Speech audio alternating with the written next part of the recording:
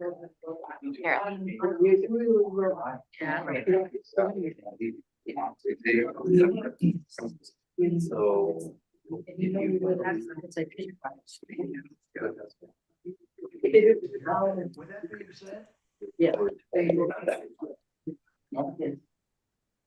That's just the backup.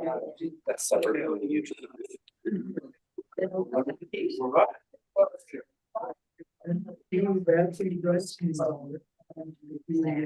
Were you? Okay. Nice to you there. I'll go.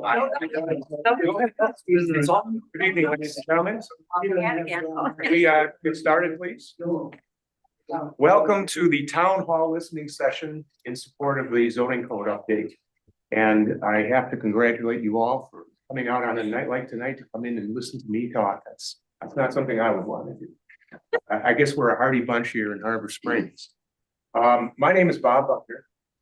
I live here in Harbor Springs on Bay Street down by the beach. And I'm a registered voter.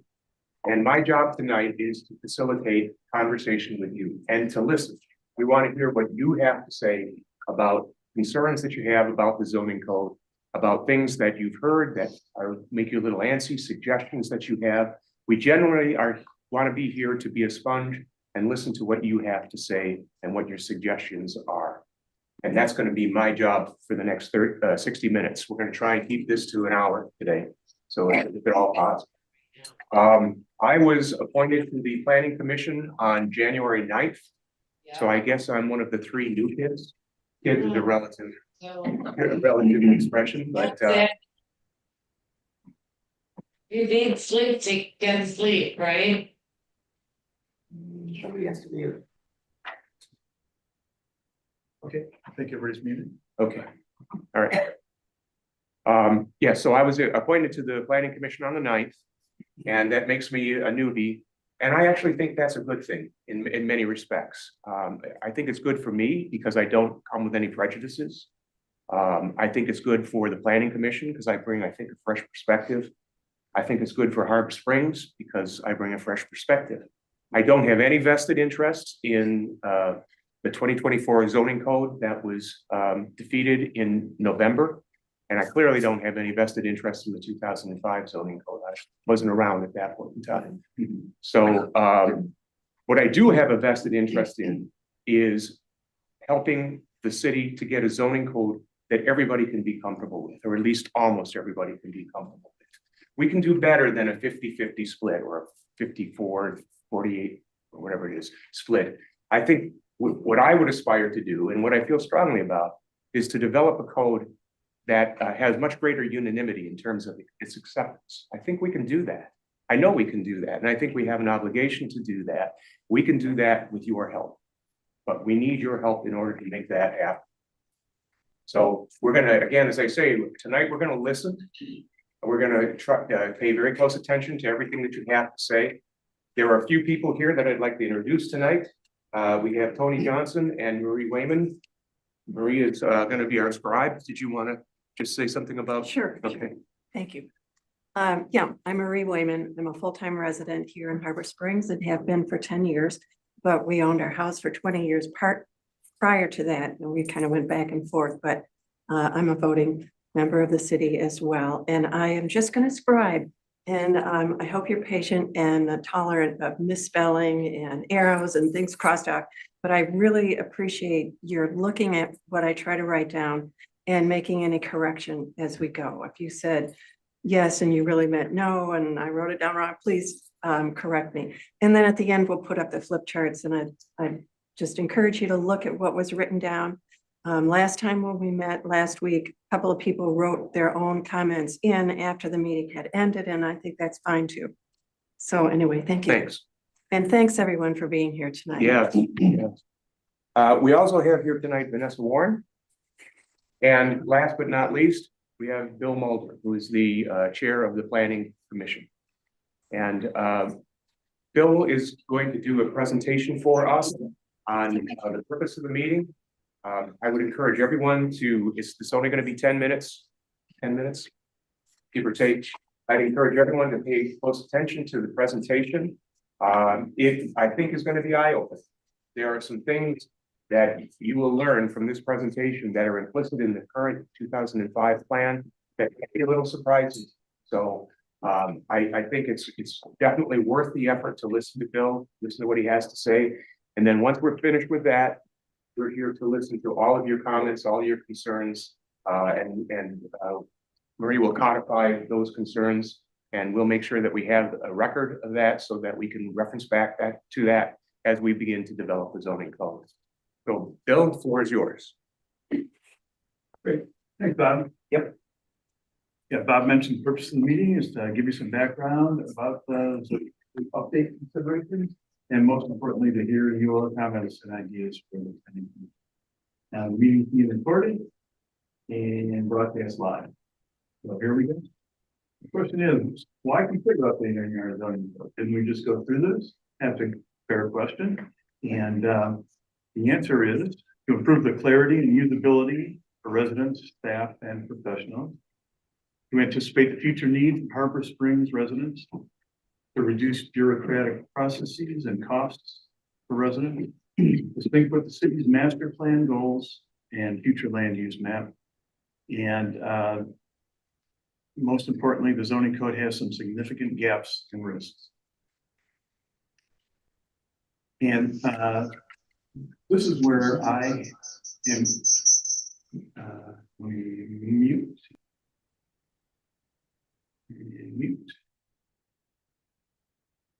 I think you were getting feedback from your mic, Bill. Yeah, I may. So here are some gaps and risks in our current zoning code that I've identified. So there are some opinions in here. I'm classifying a few things as risks. You might not feel that way, or you might, and we'll find out in our discussion.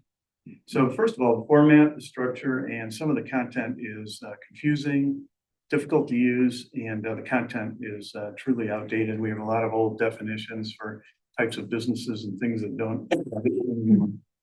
And we'll give you a look at what the structure and look of the current zoning code is. We've got a couple of binders over here, and there's an exercise you can do, an optional exercise after the meeting.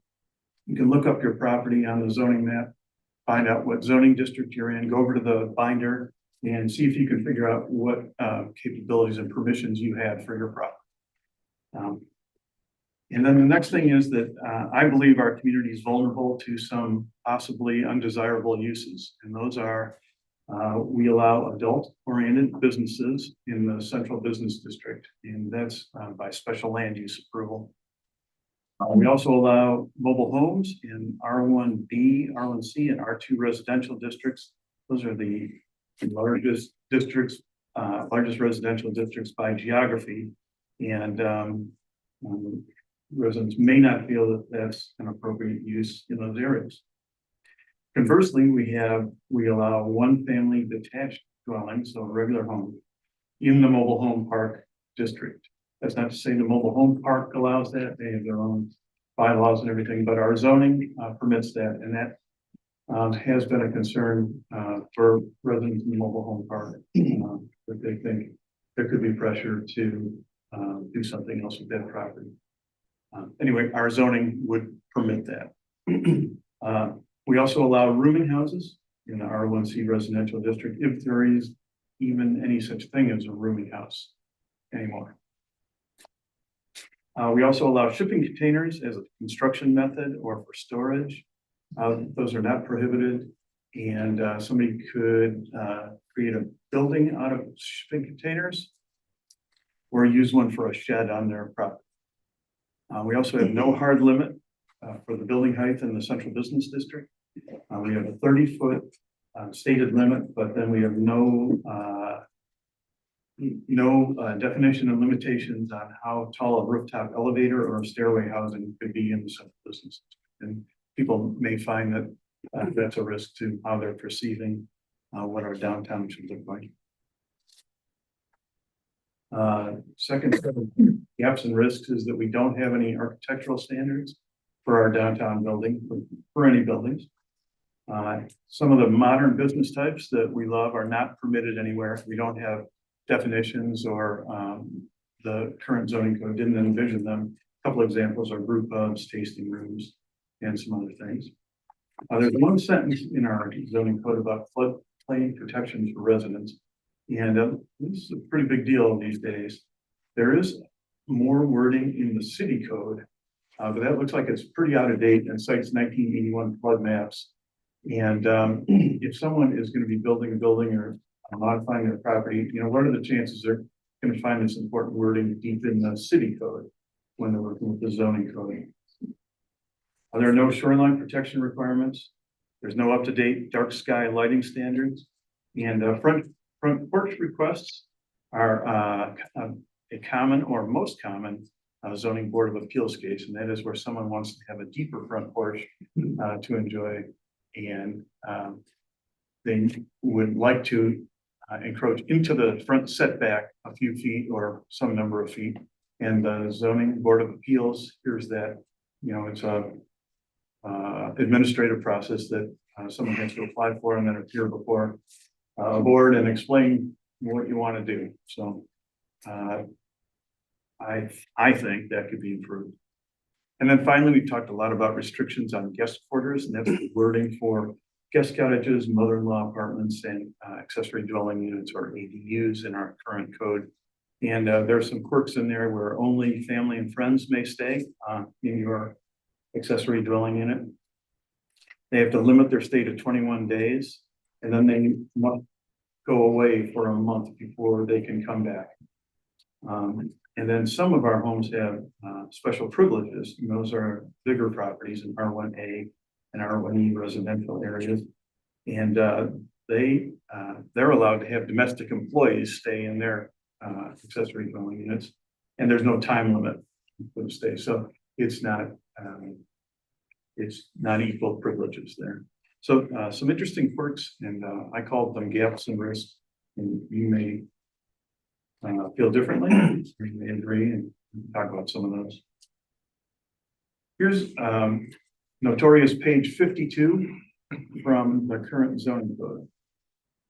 And this is probably the most used page, and it has to do with residential properties and what the specs are, minimum requirements for lot area, lot width, front yard setback, all the things that we've been working on updating in the last go. So that's what it looks like, and I really invite you to come over after the meeting, open up the binder, find your property, and let's see if you can make sense of this. So this is an example of the gap, I'd say, in the format. And then the final question is, all right, but why do it now? Didn't we just do this? Let's just let things lay. And here are the reasons why it doesn't make sense to just let things lay. Number one, those gaps and risks, if planning commission and the public believes are significant, those can be addressed. And they could be addressed in a pretty positive way. Knowledge of zoning issues and engagement in the community is very high right now. We've been at this for 15 months from January of last year, when the planning commission and ZBA had a joint meeting and rolled out a recommendation for all to see. And then a lot of activity in February and March with the city council, and then even into April. And then all kinds of activity and conversations and discussions over the summer. And then the new zoning code was repealed on November 5th. And now here we are. And planning commission's work plan would lead us to potentially have city council considering a recommendation in mid-April or later. And I sense residents are pretty fed up with all this, and they expect us all to get it together and develop a good solution.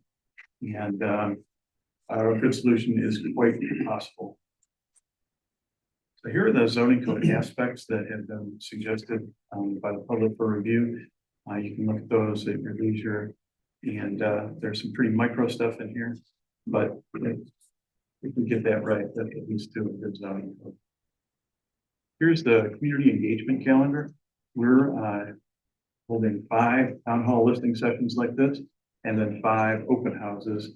And 2 of those open houses are going to be outside of City Hall. One will be at the Historic Society, and one will be at Holy Childhood Church. And we're hoping that those might appeal to folks who just don't want to come down to City Hall and, maybe at, some different times of day as well. Maybe we can pick up some more people. So the open house is basically the same format, it's just not here. The open house, we had our first one last night. It's, totally free form. There's no presentation. There's no structure. People just come, drop in, talk one-on-one or talk with the group and learn what they want to. And we had a pretty good one last night. We had some good conversations. So, here's the timeline and next steps the planning commission is working on.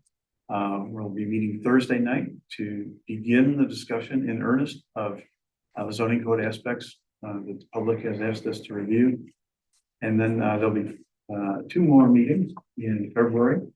And then in March, we potentially round things up, make sure that we've got a plan that we like, have a public hearing, and potentially hand it off to city council for them to consider starting in April. And then they set their own timeline after that. And now we're on to discussion. It's just that easy. Here are some questions that you might want to talk about, but there's absolutely no structure. You call the play, and Bob will lead things. Yes, There's a lot of talk in the whole thing about the ability to increase affordable housing. But I'm just wondering, have we defined what that is? That's one of my questions. The other question is, do we really have an opportunity with a limited lot that we have in town? With the fact, I know that when we went to smaller lots, we thought that maybe some, there were some in town that could be divided, provide another lot, but what keeps those from becoming market value, even though they're smaller lots? I mean, I've watched some of the houses on Pines lately with the prices and what they are, and those are never going to be affordable. We, the zoning code really doesn't accommodate affordable housing. This is just the rules and regs for all properties in the city. And we don't have any particular aspect envisioned. And I haven't heard of a particular suggestion, but we're gonna open it up and see if anybody has one. And it may not be part of zoning at all. Because I know we talked about duplexes and triplexes, but the same thing applies there. I would assume that you might think that if we, take my property and make it duplex instead, that would open up more opportunity for middle income families or whatever. At the same time, if we don't have anything that says a certain percentage, I don't know how many things are going to be built around affordable housing. We have a person on Zoom with their hand up. C.L. Wilson. Yeah, hi, Charles Wilson, 181 West Main. I've heard from members of the commission that they haven't, gotten feedback or specifics about, what people are upset about. I think the idea of by right duplexes is a horrible idea. It will change the character of the town over time. And I'm not sure, who would have come up with this idea, but the idea that, someone could buy a lot, tear a house down and put a duplex up without telling the neighbors is, it's just a horrible idea. That's, I'd say that's one of the biggest problems that I have. Apparently, the idea for by right triplexes was also allowed, but that's been taken off the table. But duplexes, I think, would be almost as bad. I'm not sure who's asking for that kind of density. I'm in the R2 district. I have a duplex next to me. The people that own it couldn't be nicer, but when the family comes to town, there are 4 or 5 cars. None of them can fit in the driveway. Maybe 20 bikes are in the garage. It just doesn't work. And, I'm not sure if a lot of thought has gone into this idea. Okay, thank you. I just respond to that. I mean, that's the kind of feedback that we're hoping to get, and if we don't have that kind of feedback, then we don't know that we need to address it. So thank you for that. Yes, ma'am. Sue Stewart, 101 Easy Street. I grew up here, so I've known this town for a long time. And I also sit on the ZBA right now, and that's another lens that I see this through. The 2005 zoning code it's like a quilt, one of those quilt jackets. It's patched together a lot of different, like it started out making sense and fitting what people wanted to do and how they wanted to do it. And it's been patched and patched and patched. It's an absolute nightmare. So from zoning board of appeals perspective, it would be nice if we didn't have to hear the very minor modifications that come to us. No one ever shows up to say that would be a horrible idea. People just say, yeah, of course. We shouldn't need to have appeals, administrative processes, city staff, city facilities, meeting nights for it to deal with things like that. And the other thing that, to the question, the first question posed about affordable housing, it's not so much that Harbor Springs is going to be someplace where my employees live. They will always live inland. We don't pay people enough to live here. The thing is, the way people want to share property and share housing now, like people allowing their grown kids to move in with them while they build a house, or to have a flexible use of a big property. A lot of these big properties, you have small families and big properties, and the only way families are big enough for those houses is if they're extended families. And that's where the ADUs come in with the mother-in-law apartment. We've done that with my mother's lot, and being allowed to do more things like that makes it more affordable for more different kinds of people to live here. It's not affordable housing like entry-level workers need. It is more affordable uses, common sense. This is what your neighbors would do, and they wouldn't be different kind of people than they are now. So I'm hoping that when we go to revise this code, we don't start with the old code. The new code is so much better. I'm really excited about it. Thank you. Tying into that, Tiffany Stewart, about how many of these like minor zoning variations come before you?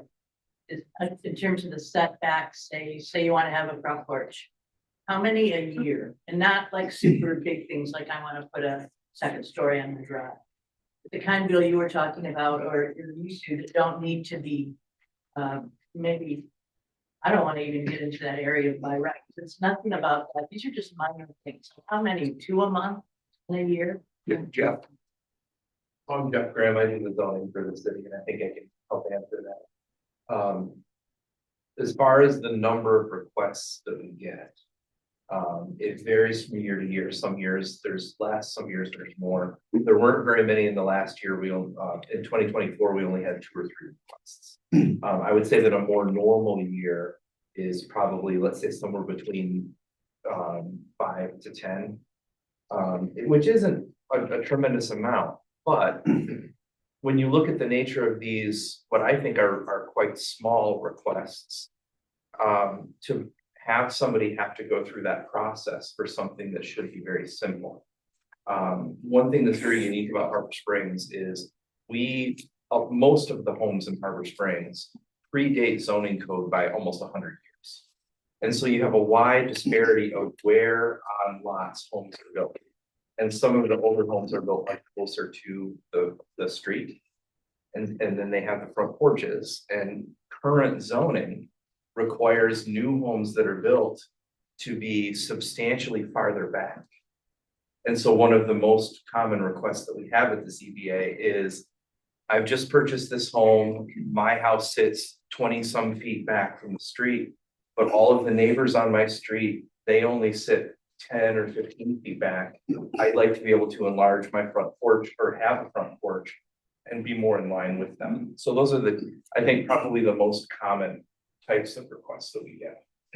Thank Excuse you. me, Jeff, can I just make a clarification. I didn't get, according to your number, 5 to 10 per, Per year. Per year. Yeah, Thank it's, you. it's not a lot.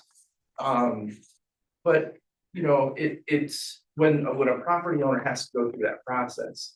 It can, you know, it requires them to have a higher level of detail on their site plan, which adds to their cost. It requires them to submit everything, you know, a month to 2 months before a meeting, which significantly increases the time that they have to go through, you know, in preparing that.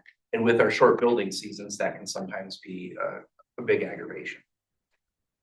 And Jeff, would you say it's fair to assume that the reason we had fewer requests last year was because of the volatility associated with the zoning code to begin with? I don't know that I would say due to the volatility. I think one of the things that the planning commission specifically looked to address, and this is something that any planning commission will respond to when the zoning board of appeals frequently makes the same type of changes or fixes with variances. It's normal for the planning commission to say, this is happening frequently, we should address this. So, you know, that's one of the things that the planning commission did in the new code was they looked at that issue. They looked at the frequency that the zoning board of appeals was granting variances for that purpose and said, what language in the zoning code can we amend to rectify that situation to comply with what the ZBA has granted? So I think what really happened was a lot of property owners that were looking at situations where we have this home, we like this home, or we're looking to buy it, but we need a variance to do what we want to do. They basically said, let's wait and see what happens with the new code and so that we can then, you know, do something under the new code. Right. So, and then since then, with reverting back to the old code, we immediately have, two variance requests. So. Already, yeah. Other questions, comments, suggestions? Pam Christensen, 465 State Street, Bill. The other time we had our town hall, you started a work list. And then Martha Day said, let's make clear definitive statement of what you like in code. So I got 2 things for your work list. Oh, what you would like it. Okay, yeah, great. Bring it on. So, item number 1, I would like the zoning code to include that boat docks may not be stored in front yards. oh, I'm sorry, what? Boat docks can't Boat be stored in docks. front yards. Number 2, I would like that grass or weeds may not be allowed to grow to a height of 8 inches or more in front yards, side yards, or rear yards. And on a point which you made tonight that I wasn't anticipating, but beautifully said and nicely illustrated, our zoning code is a bear to try to read and decipher. So I found 2 Michigan zoning codes. These are both happen to be about lawn care, grass and noxious weeds. One from Birmingham, Michigan, and another from Taylor, Michigan. One is about, well, they describe what grass or their grass ordinance is, plain English, anybody probably could get through it comfortably. And another one about if you don't keep your lawn in a nice tidy way, this is what the city does, is the action that the city takes. And they send you an ordinance, you have to fill out that you start that complaint, you have to pay a fee and a fine. It's all real nice and clear. And then you have to fill out and demonstrate that you put it in the contract. So I'd like to give these to you just as a demonstration of success of ordinances. Thank you. Thank you. Hold on. Yeah. Tony, Yeah, I think they are great suggestion. My only question is, are they zoning code issues or are they city ordinance issues? So I'm not sure exactly where they fit, but I fully support both. In those 2 illustrations from the other towns, they are. Okay. I know the answer to that. So we do have some language. I don't think we have any language regarding both. I'd have to double check that. But that's certainly something that could be put in this zoning code. We do already address grass and weeds in our city code and the new section. But may I observe that in my neighborhood, and Jeff, you've been to my house and you've seen it, and city council members have been to my house and seen it. Neighbors in my neighborhood, last year, they topped out at about 8 foot tall of weeds, invasive species and grasses that were at least a foot tall. So either there's not clarity or what you need to enforce it or communicate with the owner of these properties and hold them accountable just doesn't happen. So whatever we're lacking, it's not working. Yes. Rick Tarczynski, 465. I'm gonna give you this, Jeff. It's part of the old current zoning code. Section 50.302, item number 2, storage of equipment or materials restricted. No equipment or building materials or any object weighing more than 20 pounds shall be located or stockpiled or stored or maintained within the regulated area.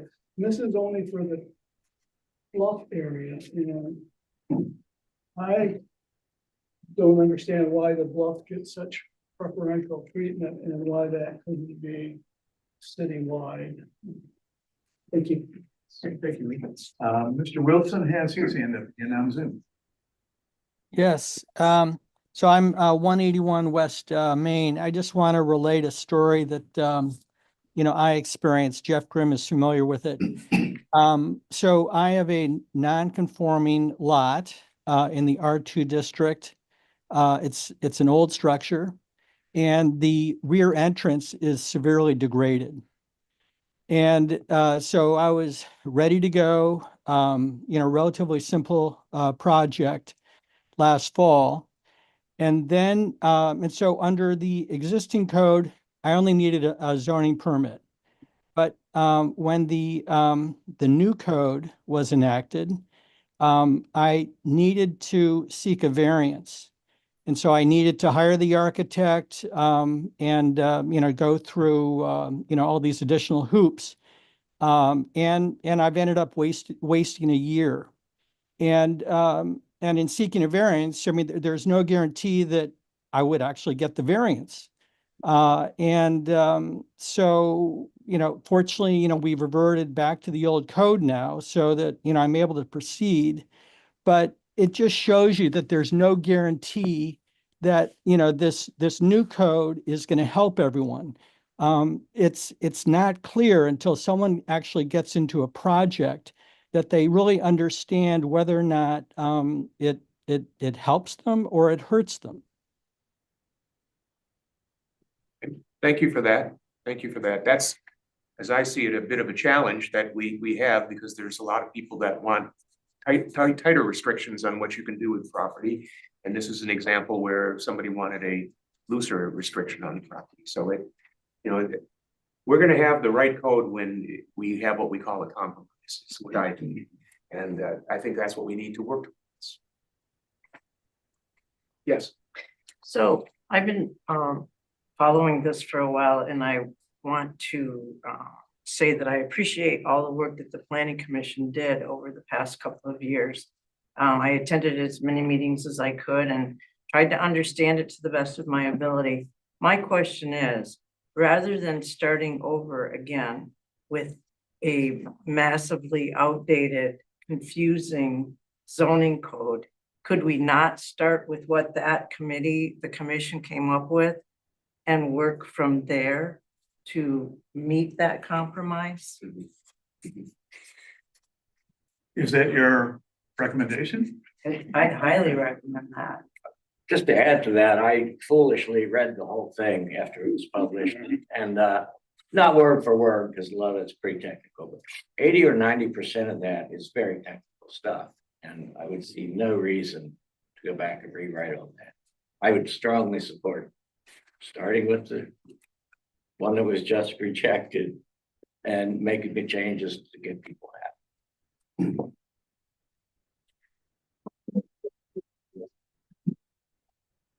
When that was put into the one that was repealed, I think there was a lot of time and compromises made. It doesn't, I see no benefit whatsoever. Go back to the original one. Start over. Thank you. Yes. At our last town hall, the idea came up that, you know, the adult businesses downtown. And, it brought up the idea that new law says if you don't have something in a code, do I understand correctly, it can go anywhere? And if you could just explain that, like if somebody wanted to put in a tattoo parlor downtown, and we don't have a tattoo parlor in our code, then they could put it on the corner of Main and State. Am I right about that? Jeff Grimm, you want to take a, We have, bring a short answer on that? we have a perfect example in Emmett County of this situation, and that's Walmart in Petoskey. Put on your way back hats to when did Walmart come in the early 90s, late 80s? Before they came in, Bear Creek Township specifically, but Emmett County in general, had language in their zoning code basically saying, we do not permit large box stores. Right? They didn't permit them anywhere in any of the zoning districts that Emmett County did. And I don't remember at that time because Bear Creek has bounced back and forth between having their own zoning or being with Emmett County. At that time, I don't remember where they were, but Walmart bought that property and submitted applications and said, we're gonna build a Walmart. And zoning said, sorry, we don't permit that in that area. And they said, well, where do you permit it? And they said, well, we don't permit it in Emmett County. So Emmett County appealed that to the Court of Appeals. And it was either the Court of Appeals or the State Supreme Court said, if you don't permit it anywhere, then they can be wherever they want. And so that's how we ended up with Walmart at that location. There was a similar lawsuit in Emmett County, I think a few years after, related to a sexually oriented business. And they went to the Court of Appeals and were ruled in favor. They opted to not build in Emmett County and they moved their business to somewhere in the Traverse City area. But we could have seen that. And so that is something that we have to be careful of. There are certain types of establishments that you kind of have to have in your rules and regulations to say, we will let you be somewhere, but if you're going to come into our community, you have to do it in this way. Fast food is another good example, right? We can't really say we do not permit fast food at all. But what we can do is shape our zoning and regulations that fast food would have to abide by if they were to come into the area. And, sometimes it works very well and just depends. Can I parrot that back to make sure at least I'm clear? So my understanding is if you don't say porn shops go here, then porn shops can go anywhere. Is that right? If they were to go as far as taking it to the Court of Appeals, then more than likely that would be the outcome of. So then the court city would decision. go trotting off the court and say, wrong, we said the porn shop can go here. And then likely the court would be in favor of the choice that was made and say, well, you can have your porn shop, but Harbor Springs says you gotta put it over here. And then that individual would have to decide whether he or she wants that porn shop there or not at all. Is that right? You have to say here, yes, everywhere else, no, by comparison or, default, in order to make sure that it doesn't end up next to the high school, next to the church, et cetera. Is that right? That is my understanding from the court cases that I have seen. I'm not an attorney, so I don't really want to speak with ultimate authority on this. But as I understand it, that is why we have some of the language that we have in our code. So then businesses that you wouldn't necessarily want located next to a school, next to a church, next to a whatever, whether it's a fast food restaurant or porn shop or something that, thing that is Harbor Springs, a gun shop, is a Harbor Springs community character. You would specifically say, these are not really like us, at least not on Main Street, but if they want to be over here, we'll respect that. Right, and more than likely, again, I wasn't here at the time when it was drafted, but that's probably why we had sexually oriented businesses by special land use in the CBD. In our new code, we had proposed to move that out of the CBD into a manufacturing district. Just to kind of relocate it so that, So when we say go ahead and put it in the industrial district, we're not saying hallelujah, come to town. We're saying if someone wants to come to town, they'll have to be there. Absolutely, yes. Okay, It's, so it's not an something, invitation. it's not something that we're promoting or trying to encourage in any way, Right, shape or right. form. It's just something that We're- most we're communities accepting have their right to. to exist, and we're gonna figure out a way to coexist if they wanna be a neighbor. Correct. Yes, ma'am. I wanted to go back to the point the woman made earlier about, we already done this rewriting of all the kind of hard stuff on the code. And if we could identify what is the hard part that's done that we don't have to look at. Break down the elephant, right? So we've got your, say, what, 20%, 30%? Mhm. And then when, earlier I felt for Mr. Wilson, he said, you know, the code, you know, I don't know, maybe it's good, maybe it's bad. But the whole point of this is to break down the code into sections, and then we can talk about it. It just becomes so much more manageable. And if we can, you know, we've got 10 meetings that I'd like to see it just get narrowed down. Like today, we're gonna talk about variances. Tomorrow, we're gonna talk about, I know we can't really do this. We don't have an agenda, but you see what I'm saying? The littler we can break it down, the more we're not fighting each other or fighting the code or the state or whoever about the code. It's just a piece. Well, I think that's, the goal is to get there, but I think the purpose of these meetings is to make sure that everybody has an opportunity to express their concerns. I completely Yeah, understand that. But I'm yeah, not I saying mean, limit anybody's talking. I'm just trying- we're anxious to try and get there as well, but we want to make sure that. I think the new repeal code has a spot in there, a designation in there for pornography shops. And I think that if I remember right, they'll probably know, maybe other planning commission folks will know. So that designation had already been made, but when people rejected that code, then we lost that designation. So that's a point, exactly what you're describing, what's in the new, what's in the old that we would want to carry forward. I just don't know how we can talk about changing it when we don't even know what it is. Well, We don't even know on what's the different. porno tax, that's what. Well, we know a few little things, but in terms, it's just not that hard. Are we not digital? It's 2025. Yeah, we just highlight the different. Making it too simple, I know. We originally tried to come up with a way to, like, a red line version, right? That would be the 100%, easiest. yeah. To say, here's the language we got rid of, here's the language. The problem, and I think why we weren't able to do that is. If we had stayed with the old structure and layout of the old code, we could have easily accomplished that. But that old structure and layout was so outdated in its model. So it's all red line now, you're saying. there were Right, so you know, many changes. even though like Articles 2 and 3 in the new code. Are really more like kind of the administrative side of how do you handle an appeal? How does Jeff Grimm, the zoning administrator, do this task or this task, right? And that's a bulk of the language in there.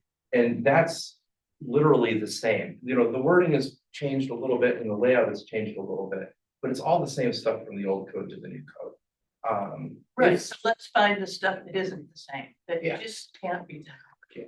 No, it's not, but I would say that some of that, it would be easier if someone says, here's the topic that I would like to learn about. Can you show me how this topic changed from this to that? Which is what we're doing here, Yeah, right? absolutely. And Yeah. if somebody wants to do that on an individual basis, they can certainly call me during the day. Or our open house is a great opportunity for that. There's no flow. People can partner up into small groups, and if somebody wants to learn about a specific district or what happens there, I can certainly sit with them and kind of provide some of that explanation. Yeah, you're great at that, Jeff, really, like I said before, you should have been a teacher. Well, Yes, yes. Carol Winard, 141 Snyder Street. I'm specifically I see a lot of those gaps, the ones that need to be addressed.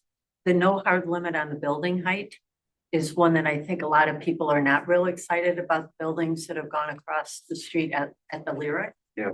So I think that's a really important one, and I know that there has been misinformation out there as to what the proposed new zoning code would have done in that regard, but I think that we absolutely should have hard ones on the height of the It's building. not the first time we've heard that. Yeah, absolutely. Yes, ma'am. Linda Rockwitz. I think this lady's, idea is excellent. And the new code, if we all agreed to start with the new code, it's in sections and articles. Maybe this is too simplistic, but why couldn't the planning commission start with Article 1 and then go through Article 1 and 2 and 3? Is that too simple? I can think that through. That teacher.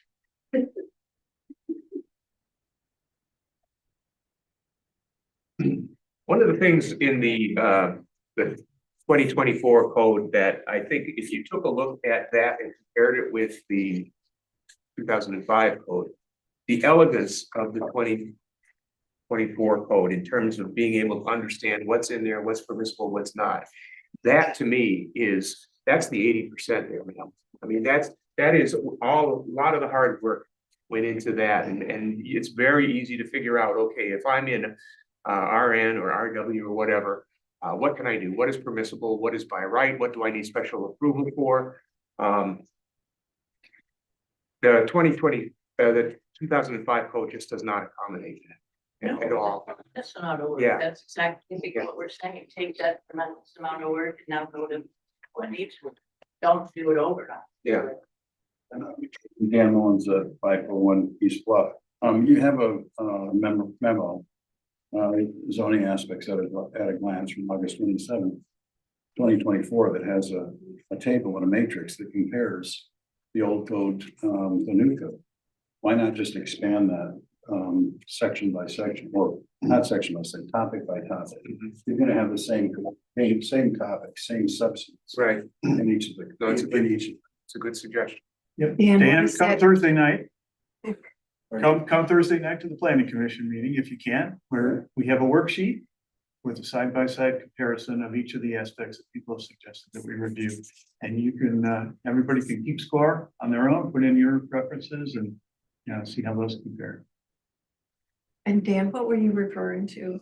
It's in the zoning package. aspects at a glance, Harbor Springs, City of Harbor Springs, August 27, 2024.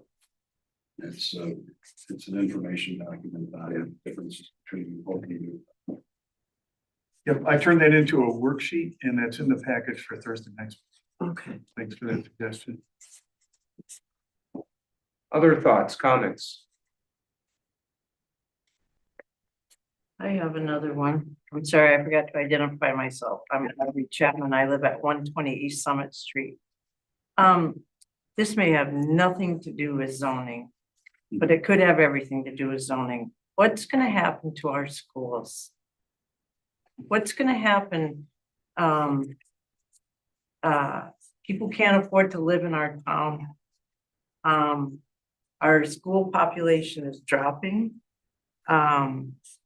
I know, if I'm not mistaken, Harbor Springs, the designation that we have, our high school is in right now, can't even play Petoskey anymore in football. Don't know if that's, if I'm totally correct on that, but that's what I've been told. And, our kids are our future. I mean, my husband and I moved here, we bought 15 years ago. We didn't move here till 8 years ago when we retired, but we love the charm of Harbor Springs. We love everything about Harbor Springs. But I, as a former educator and as an aunt of some children that go to our schools here, what's gonna happen to our schools? What are we doing to allow families to move into our community? Do we want to continue to be a community of our median age is 60 something? I mean, come on, people. We need young people in this town. And what are we doing about it? I'd like to speak to that. Mark Rondell, 181 Zoll Street, Fire Council. I've been listening to these sections and listening again tonight. And I'm very concerned about the fact that we're really missing the point of this whole exercise. I think that tonight's discussion has shown that we can go on infinitely going down rabbit holes on specific little things. I think the big question, one of the big questions, we've got to ask some big questions in this town about fundamental directions that we want to see the community take in the future. One of the things is, as you mentioned, about schools. One of the things that I think created the divisiveness of why we're here today is our residents, defined as voters, going to have more of a say in how the city operates and develops than simply property owners who may or may not be here ever? That's a fundamental question that I think we need to start addressing. And one of the other things that's come up here tonight is by rights. We have a constitution in the United States that delineates private people's rights in the country. I heard tonight a lady who wants to take away my right to have my grass higher than 8 inches. We have encouraged by our zoning code in this town an ethic of I should be able to tell my neighbor what I want to see happen on his property. This is a fundamental ethic that was not here when I moved to this town 50 years ago. It was very foreign concept, but our zoning code has exacerbated and enabled this kind of attitude to grow to the point where somebody's going to come around and tell me how often I have to cut my grass. Can I address that just for a minute? Because Mark, this matters. This matters because my neighbor's lawn is, honest to God, 8 feet tall. They're invasive species weeds. That means that when they get loose in the fall, they're gonna be in a lot of yards, causing a lot of damage. That's one. Two, I tried to go to maintain my fence, and when on the other side of my fence, and when I came out of there, I was covered in fleas, ticks, and mosquitoes. Because that kind of noxious weed environment brings those kinds of critters in. So now I can't even maintain. We my do have a fence. city code that deals with it. Now, it does matter, and you're absolutely right about that. Do you want me coming to your house and telling you what you can do on your house, how you have I to paint want it, to how you agree have that to there's- orient the that windows, there's a- what you can and can't do? Answer me that this. there- Do you want me to Yes. come tell Well, you you? don't have to, because the city is gonna No, say. I don't want to have the city do it. We're I gonna don't limit the want height you to to X, come Y, and tell me what I can and and I'll can't be do on my 8 inches property. tall and you'll be 8 inches tall. Do you want me to come and tell you? What are you gonna tell me? I think the answer You're is gonna tell no, me to you mow my don't want me lawn to so come and that I'm tell you looking what out you for have to you do and not- in your and not property. putting fleas and ticks into your yard, then I'm gonna say, thank you for the input. I'm gonna say, thank you for caring. That. My point is this, that we need to get to some fundamental agreements. I think that really Pam and I can agree. We don't want the responsibility of going and telling each other what happens on their property. But there are a number of these fundamental questions. Density is another question. Mark, It- when you say we, do you mean we as in you the homeowner themselves, or we as in the city? I think when I say we, I'm talking about the community of Harbor Springs. Okay, now whatever that may be, whether it's the greater overall Harbor Springs, but I'm saying, I believe that we, as the community of Harbor Springs, can come to some agreements on fundamental things that we believe in. And that is that we want to give each other some personal rights and freedoms.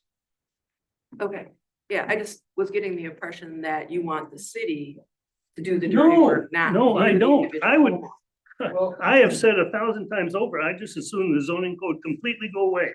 I'd rather be in 1950 without a zoning code, period. But then they endanger me, Mark. They endanger me and my pets. That's just the argument that always comes. You know, we have laws so that we protect ourselves. John, you've been through this time and time again. Endanger me and my pets. I think Mark and Pam both are touching on the key background of zoning. Zoning at its core is that headbutt between an individual person's rights and a community's rights, right? Every community, a zoning code essentially is, it's not telling you what you can and can't do with your property. It's telling the community what's best for the community, right? We, at some point in time, sat down and said, here are some things that, as the majority of us, maybe not everybody agrees, but the majority of us say, this is a right that we would like to limit.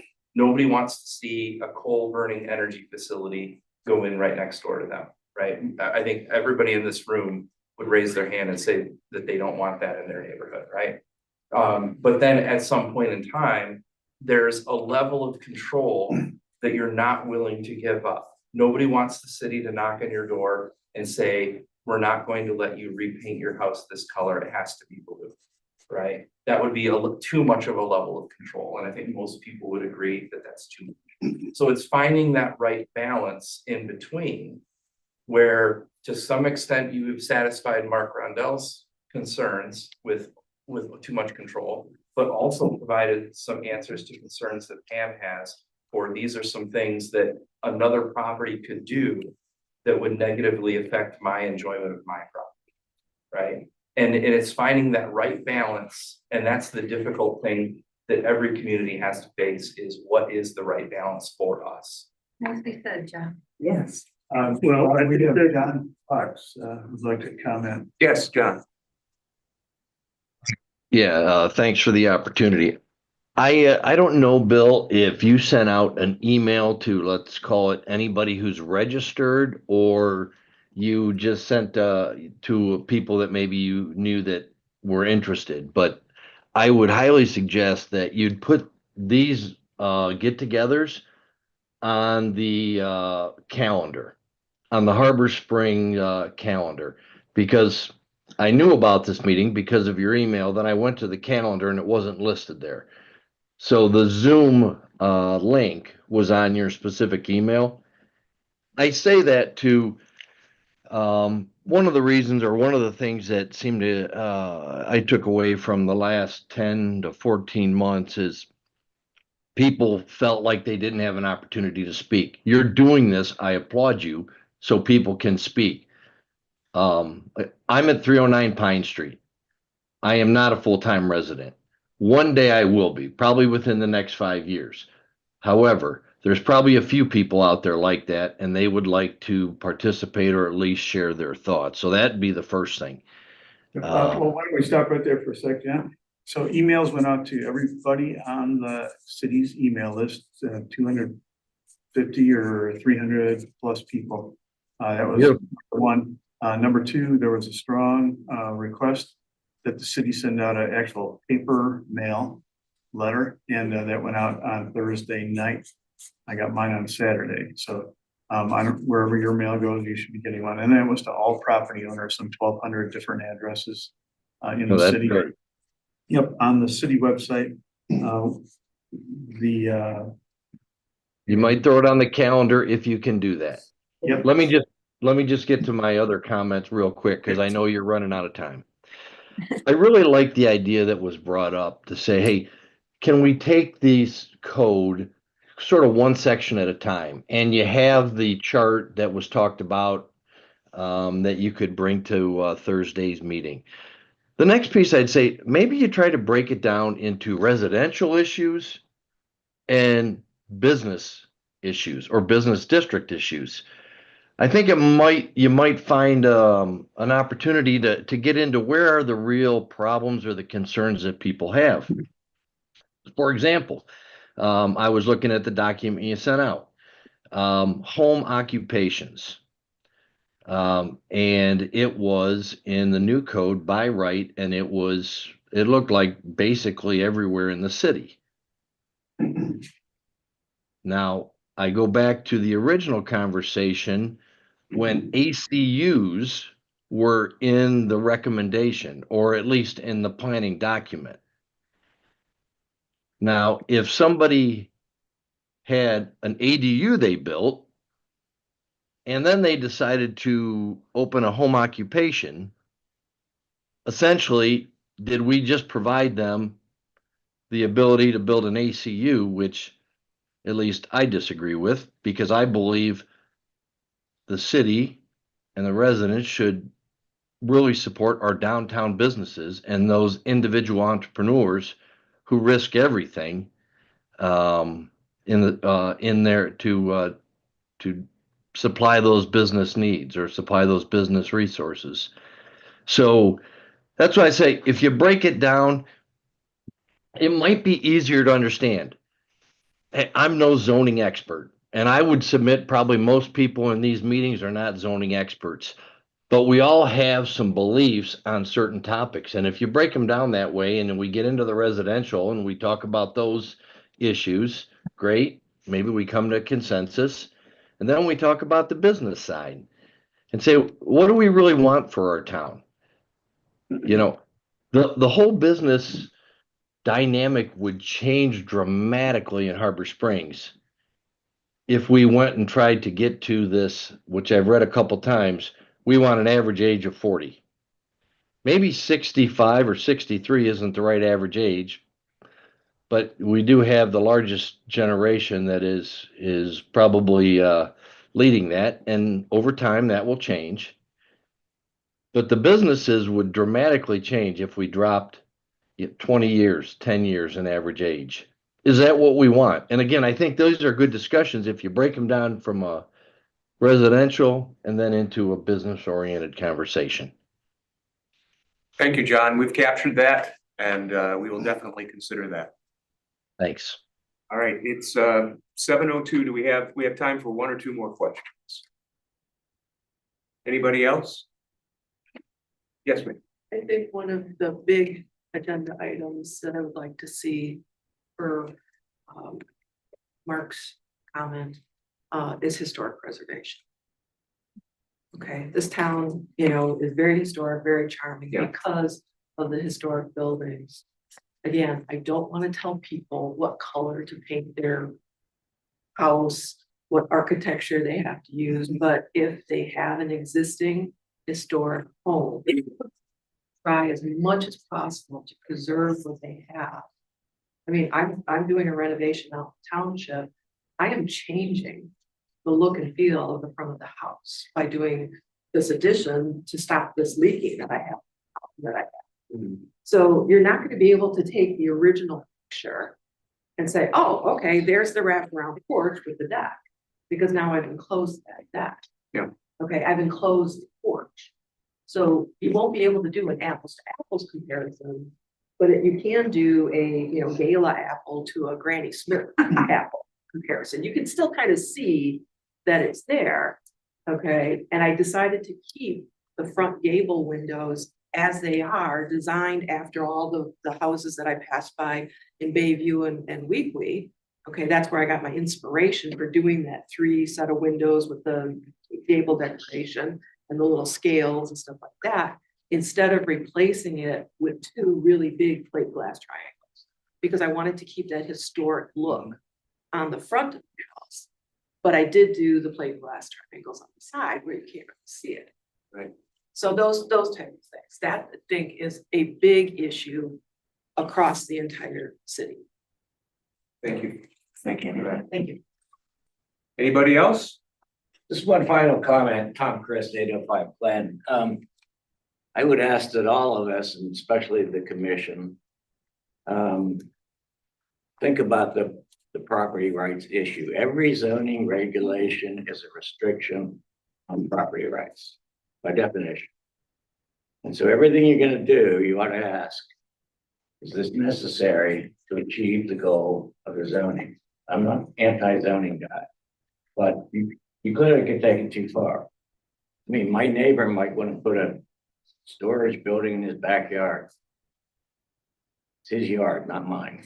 I might not like it, it's his yard. I don't like it. I can offer to buy his property, I can move. But we do have rights. I think it's important. Well, I think that's a good point. I think part of the evaluation criteria should be that juxtaposition. Community good versus individual property rights. Thank you. Let's wrap it up then, and thank you all for coming to this miserable night. And we will look forward to seeing